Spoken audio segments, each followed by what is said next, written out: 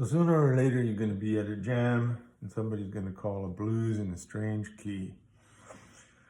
And in situations like that, it helps to have a very simple and very clear picture of what you can do in an emergency. So let's say somebody calls out, where have I got this? B flat. B flat. There we go. So number one criteria is you should know the names of every note in here. Because whatever is called, that's going to be the tonic. So if it's called blues in B flat, you find the B flat on the 6th string. That's going to be your anchor note throughout the whole thing. So the first thing that you should do is realize that you can play the most common blues scale that everybody learns, and I'm sure you know on here. I'm just going to do it in black and white marbles here. First of all, every note in this fret is playable. So if this is the key, there's a B flat. B flat is here on the 6th fret. Every one of those notes is playable. And then you recognize this shape here, right? These two here like that. And then this one here and the same thing here, but these three are not here. These three are in here, right? There. So that's the B flat minor pentatonic. You have this B flat and you have another B flat here and you have another B flat here. Let's just mark that.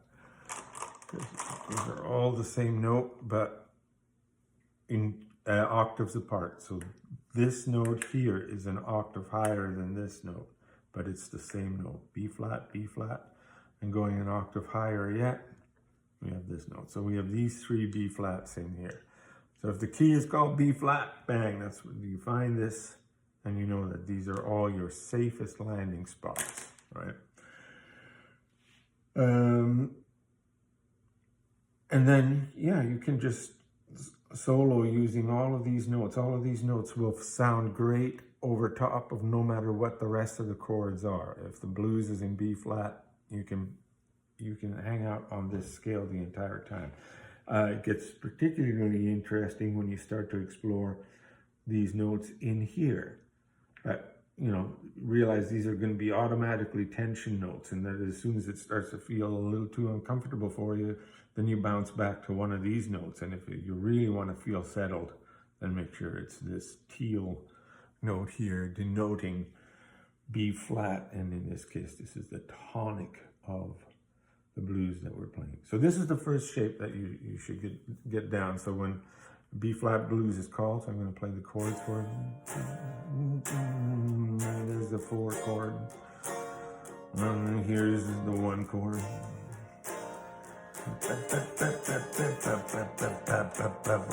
Down to the 4 chord. Staying on the 4 chord, walking back to the 1. It's just sliding up. There's no signs to this at all. I'm going to slide up to the 5. Tap, tap, down. Get that? Tap, tap, down. We're just going 4 to 5, just playing the chord, the exact same chord in between. 4, 5, flat, 5, flat, 5, 4.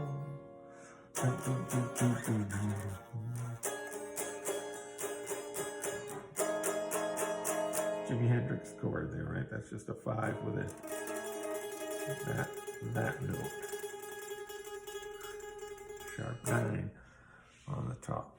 Anyways, but if we play that, the blues, you got it in your head, and now I can use this scale here.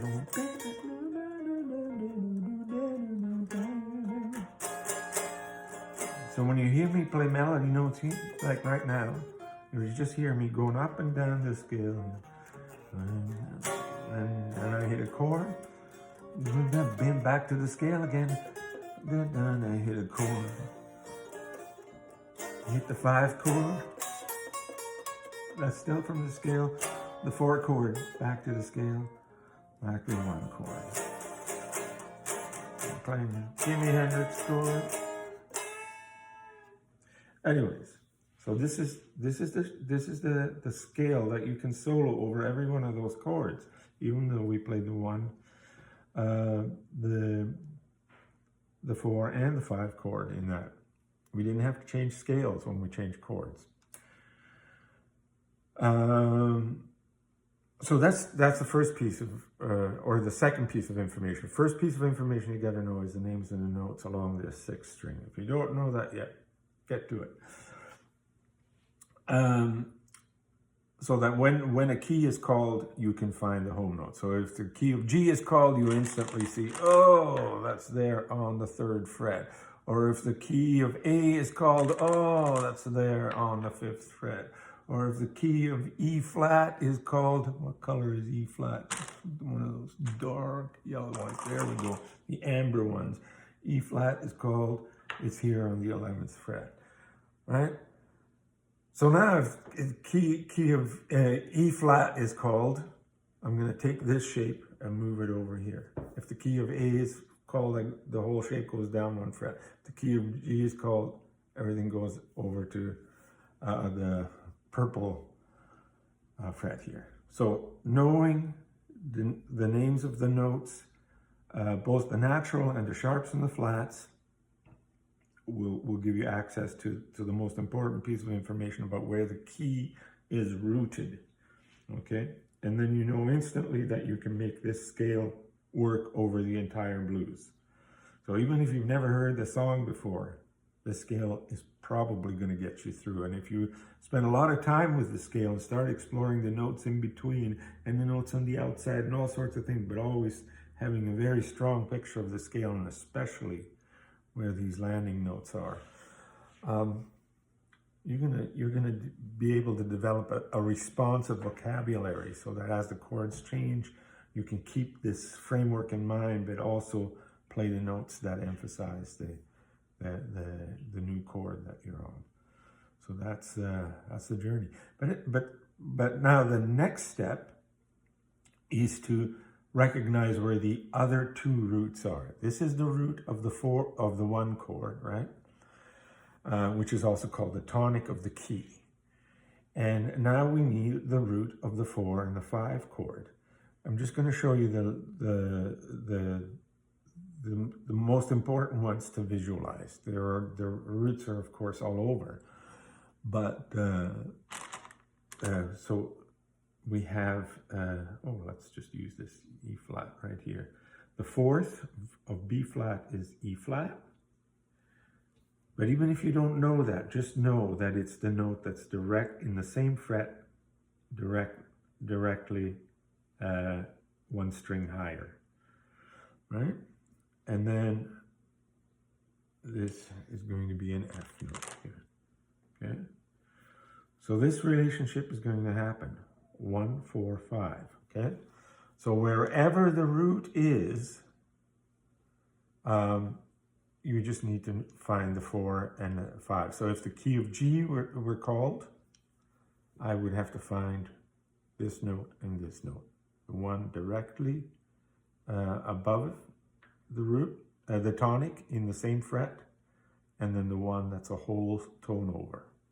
Whole tone means skip 1 fret, like that. So this is an interval of a 5th, this is an interval of a 4th. And we're always going to try to find the 4th and the 5th, and it's always going to have that relationship. So I'm just going to use some, take this off, and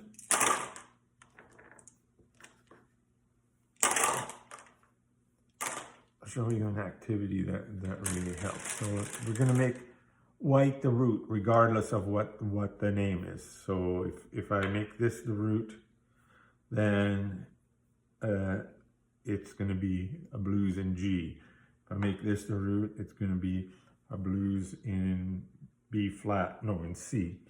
If I make this the root, it's going to be a blues in D. Okay, that's kind of thing. So what we're trying to do is instantly find the 4 and the 5. Okay, so first we're going to do the most common root that you need to find is the root on the 6th string. Okay, the lowest string. So if we play it here, this will be a blues in G flat or F sharp. Could be either one. But the important thing is we're going to have the 4 chord here and the 5 chord here. We don't really need to know the names of these chords right now.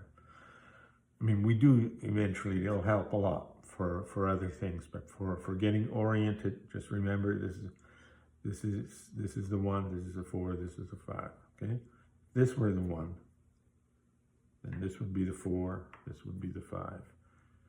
If this were the 1, this would be the 4, this would be the 5, okay? Now, the root doesn't have to be on the 6th string. If let's say you're really familiar with the E note on the A string 7th fret, because you know it's used a lot for the Jimi Hendrix chord. That's the lowest note of that Jimi Hendrix chord there, right? Unless you have the open E ringing, but then this is the lowest finger note. So you can, but so now you know that it's in a blues in E. You got that, and then you can put that. There's your 4, and there's your 5. But unfortunately, you won't be able to use the same pentatonic shape that we just had. So the advantage of using in an emergency situation the 6th string is that you immediately see the pentatonic scale that we were talking about, this whole straight line, plus these 2, this one, and these 3. And you immediately see where the root of the 4 and the 5 chord are. Okay? Then you can play the blues, like where are we here? Here we're in A flat, it's A flat blues. Go to the 4 chord, back to the 1 chord, go to the 4 chord,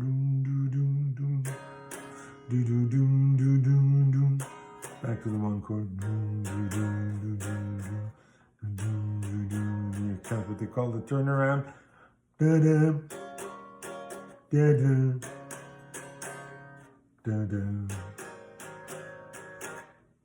Ba, ba, ba, ba, ba, ba, ba. Maybe that's the turnaround. I always call the whole last line the turnaround, but that's probably wrong. So you can play the blues immediately, but not only that, you can use that pentatonic shape to solo over this whole thing. So playing the 1 chord, pentatonic shape. I'm playing the 1 chord again.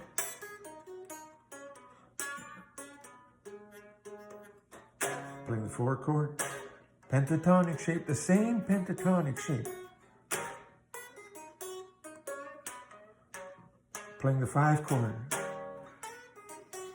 the 4 chord, all pentatonic. So that's the next thing. So the last thing then is to learn the associated shapes of the chords. Okay, so there's 2 shapes. The 4 and 5 chord are going to have the same shape, and the 1 chord is going to have a different shape. So let's look at the 1 chord first.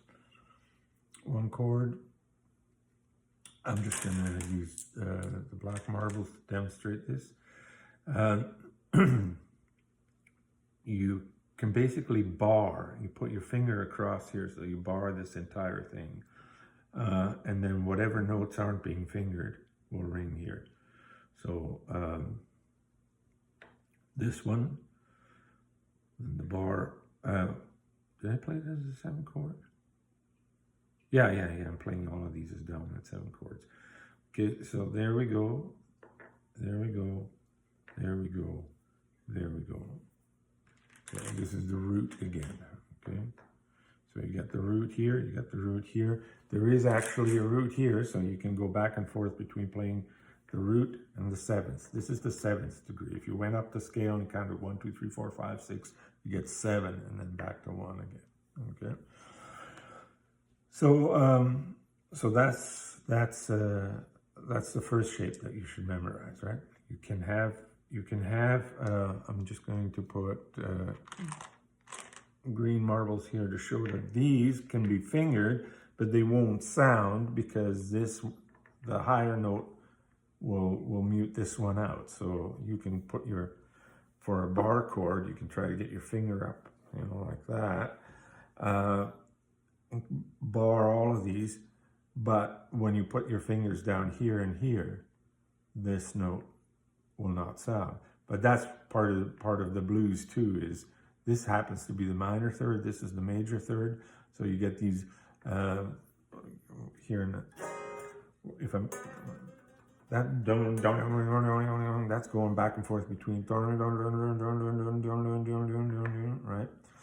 So and then you can do the same sort of thing. Well, with this is the fifth and the fourth. That's a different sound.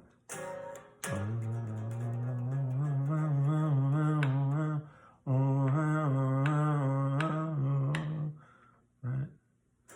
Anyways, but you can pick individual notes out of that chord or play the entire chord. But that's the shape for your 1. And then the shape for your 4 and 5 chords, I'm just going to put it over here, although it's not in relation to this. So this is just a different demonstration of what a 4 chord looks like.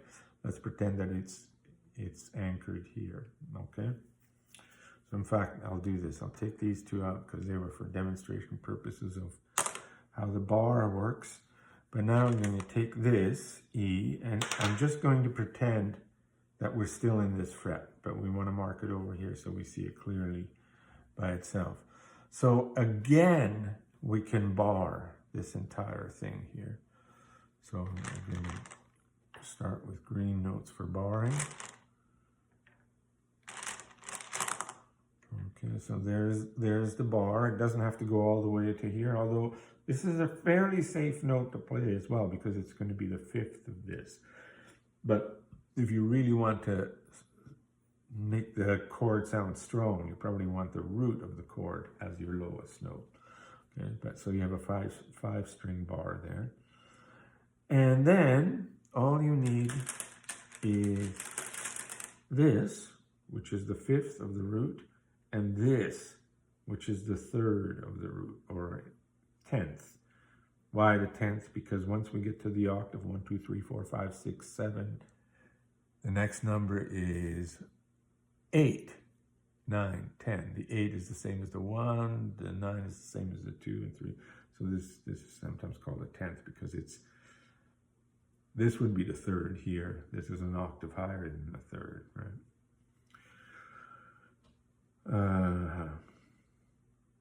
So that's the other shape. So if you have, let's change the color of this to this random color. Doesn't mean anything, but let's say purple. Then you want to root this shape here. So now the bar moves over here and these two guys move over here. So the shape stays exactly the same, moving between the 4 and the 5 chord. So you have just this shape. Let's see how they transform.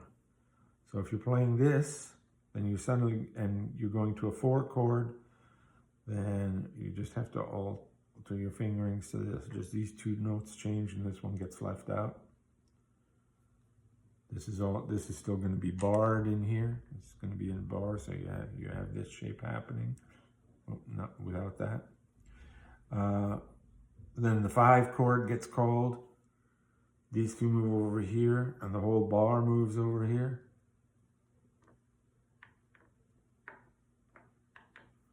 All right. And then from the 5 chord, you might want to go to the 1 chord, so that already stays. This slips back here. This comes over here. This comes over here. Comes over here. Stop playing these guys. So that's basically it, right? And then in between those chords, you can play that scale, which looked like that.